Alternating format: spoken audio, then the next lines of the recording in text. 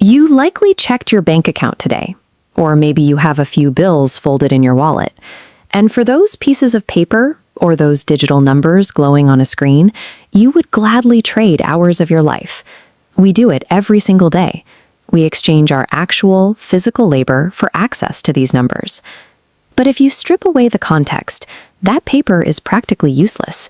You cannot eat it, you cannot drink it, you cannot weave it into clothing, or burn enough of it to survive a freezing winter. Yet walk into any store on Earth, hand over that nutritionally void strip of woven cotton and linen, and a total stranger will gladly give you a loaf of bread or a bottle of clean water in return. This arrangement relies on a silent, universal agreement. We have collectively decided that these specific objects represent value, creating a global mechanism that functions entirely on our shared belief. Most economics textbooks explain this by pointing to the inefficiency of barter. The story goes that our ancestors traded cows for wheat, and eventually invented money to make those swaps easier to manage.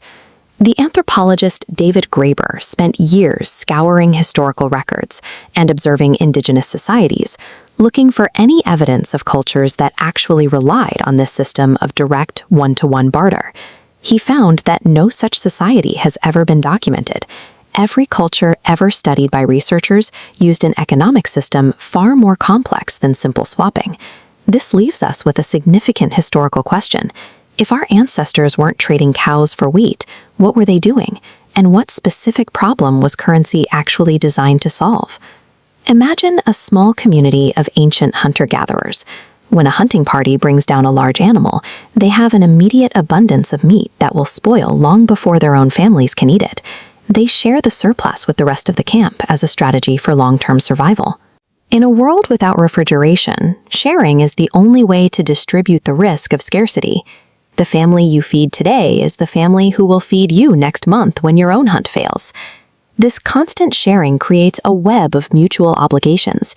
Instead of trading objects on the spot, these communities traded in favors. Everyone remembered exactly who had contributed to the group and what was owed in return. In this system, wealth was measured in social capital. If you were known for generosity and honoring your debts, you were rich. You had allies who would show up when you were in need. If you hoarded resources or broke the rules of reciprocity, you were poor, regardless of what you physically possessed. This original system of debt functioned effectively because the community was small enough for human memory to track every individual obligation. The agricultural revolution changed those dynamics. Humans settled down, and towns expanded into cities packed with thousands of inhabitants. This growth caused the local favor economy to crash. Human memory could not track the debts and reputations of thousands of strangers passing through a city. Around 3000 BCE, Mesopotamian temples developed a technical workaround. They stored grain and issued clay tablets recording specific quantities. These tablets allowed strangers to trade the promise of grain without personal trust. The receipt moved value without moving the physical commodity. This early currency functioned as an engineering solution for the problem of scale. It was a data tracking tool that allowed trust to function where biological memory failed. To refine this system, cultures looked for uniform placeholders. Cowrie shells became a global currency because their durability and distinctive shape made them recognizable, standardized units of account that were difficult to counterfeit. By 600 BCE, the Kingdom of Lydia introduced stamped metal coins.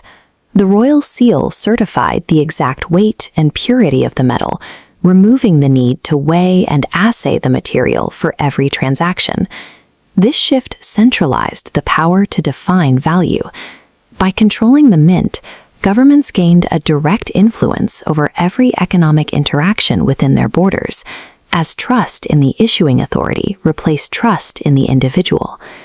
When you tap your phone to pay for a coffee today, you are performing the exact same action as an ancient Mesopotamian handing over a clay tablet. You are trusting that a central institution will honor the record of that obligation. Money solved a data crisis. It provided a reliable way to connect strangers in a world that had become too large for personal reputation and memory to survive. This makes money our civilization's most successful shared fiction. It is a daily leap of faith, resting entirely on the requirement that the person across the counter believes in the same invisible magic trick that you do.